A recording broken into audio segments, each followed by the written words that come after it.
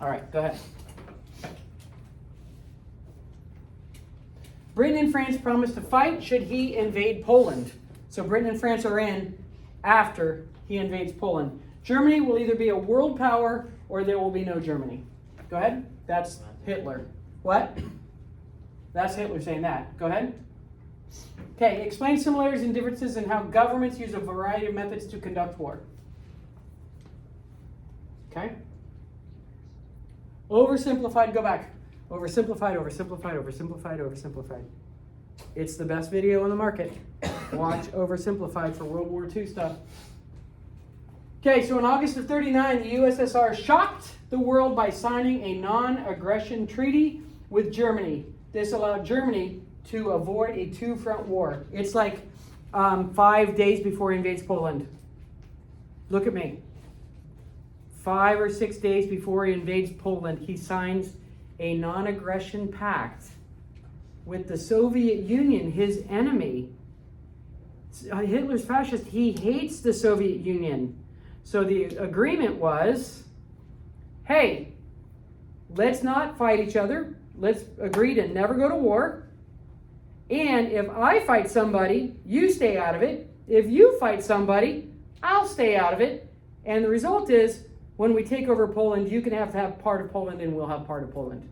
What's Stalin say? What? He says okay. He says okay. Good, good, good. Perfect. Great.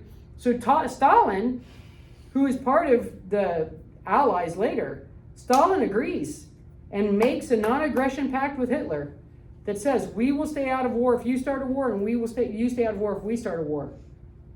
So he makes this non-aggression pact, and then 5 days later he goes into Poland and takes over Poland 6 weeks later. Go ahead. Okay? Aww. Both of these are very famous political cartoons. These are all symbolizing the non-aggression pact. Got it? So if you see these like in a DBQ, or you see them like in your multiple choice or your SAQs, this is about the non-aggression pact, where Hitler and Stalin supposedly are friends.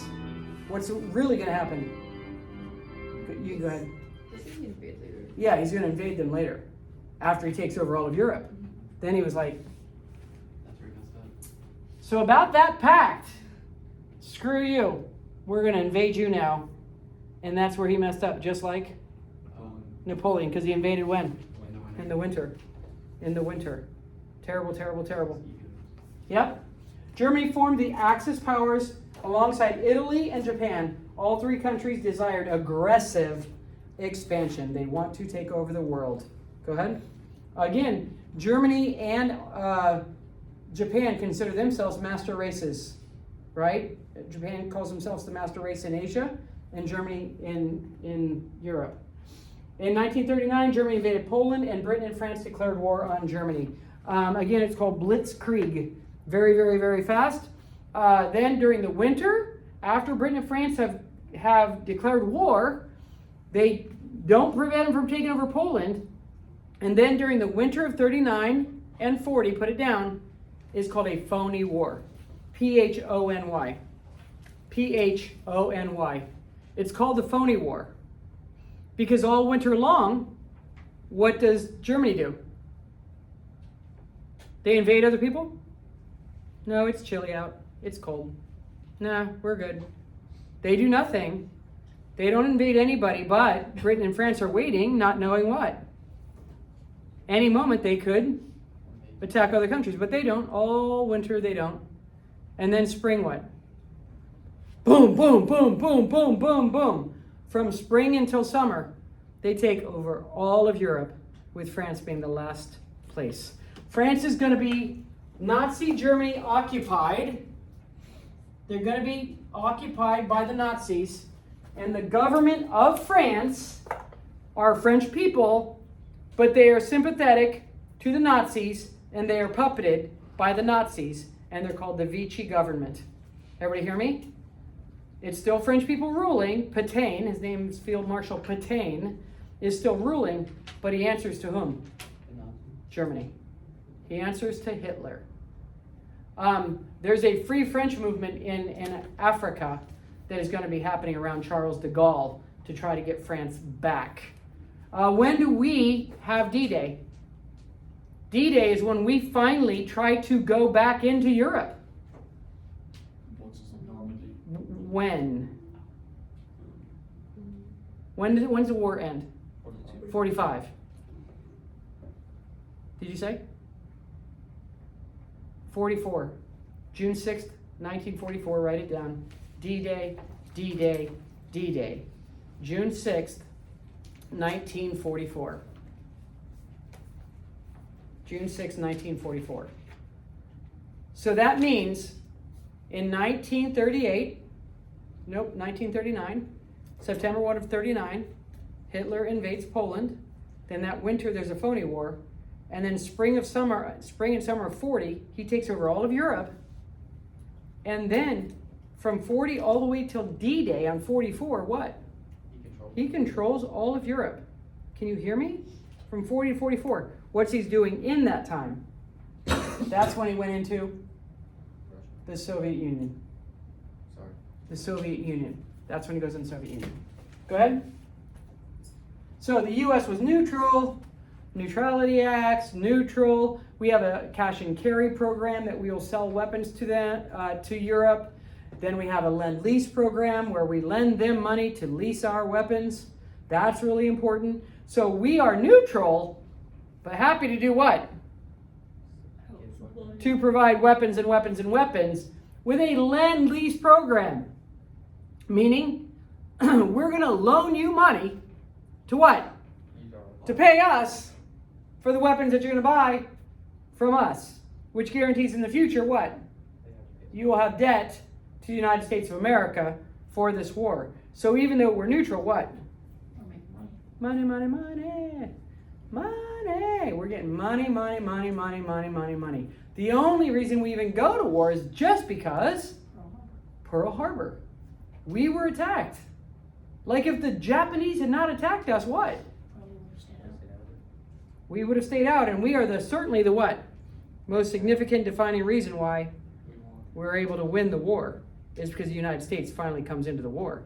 Had we not, maybe all of Europe would have been taken over by Hitler in the future. Maybe all of Asia would have been taken over by Japan. So we don't know. Neutrality, neutrality, neutrality. There, we even have what are called the Neutrality Acts because we were being isolationist still. So the U.S. was anti-Hitler, anti-Nazi, and wanted Britain and France to win, and agreed to sell products on a cash and carry basis, meaning you pay in cash, and then you bring them over there.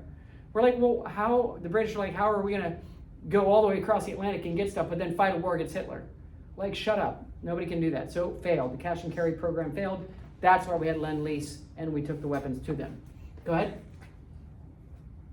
So, the winter of 1939-40 saw a lull in the action known as the Phony War, but armies were mobilized. The British and French were mobilized, ready for war, when Hitler attacked somebody, except he didn't. He didn't attack anybody in the winter. Go ahead. And then in 1940, with blitzkrieg tactics, Nazis took Denmark, Norway, Netherlands, and Belgium. Bam, bam, bam, bam, bam. And I think like some of them were like 2 weeks, 3 weeks, 4 weeks, 6 weeks, 3 weeks. They took them in weeks. Obviously, because he took over all of Europe by what? By the summer. And then, finally, France. Go ahead. Using these same blitzkrieg tactics, Germany turned its focus on France, who surrendered by June of 40. By June of 1940, put it down. France is surrendered by June of 1940, and they are an occupied nation, and the government is called the Vichy government. So from September to June, Hitler took over all of Europe, and that's with what? 5 or so months of no war. Of no war during the phony war, the winter. So really, he did it in about 6 months. Look at that. All of it what? Mussolini and Germany. What's Britain doing? Hanging on, hanging on, hanging on. And we still don't do anything to help. The only reason we help Britain is because Japan attacks us at Pearl Harbor. We declare war on Japan, but then they declared war on us. Germany and Italy declared war on us, and then we went to war in Europe. Otherwise,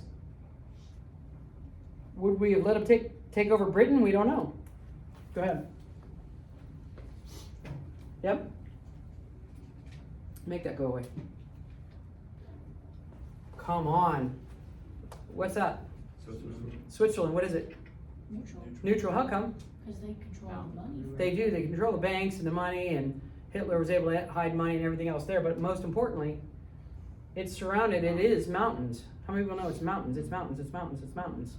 And so why are they happy to just be like whatever? It's not worth it. It's not worth it to take over whoever with all of that mountainous terrain and everything else. What's this? Spain. Who is it? Francisco. Francisco Franco, which means There's not- fascist. Britain. What about Ireland? Britain. Not yet. Not yet. Don't forget, some of you know Britain and Ireland, what? Have been contentious for All of war.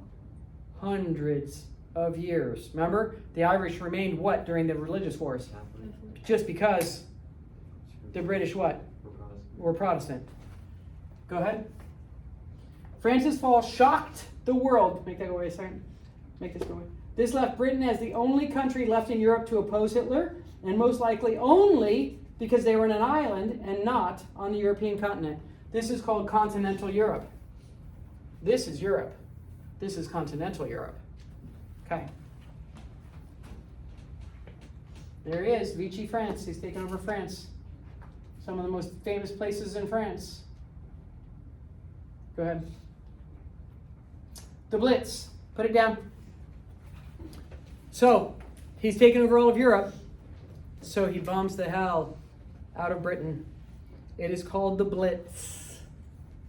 It's called the Blitz, not to be confused with Blitzkrieg, which means lightning war. Tanks, trucks, soldiers, jeeps, everything else. The Blitz is all what?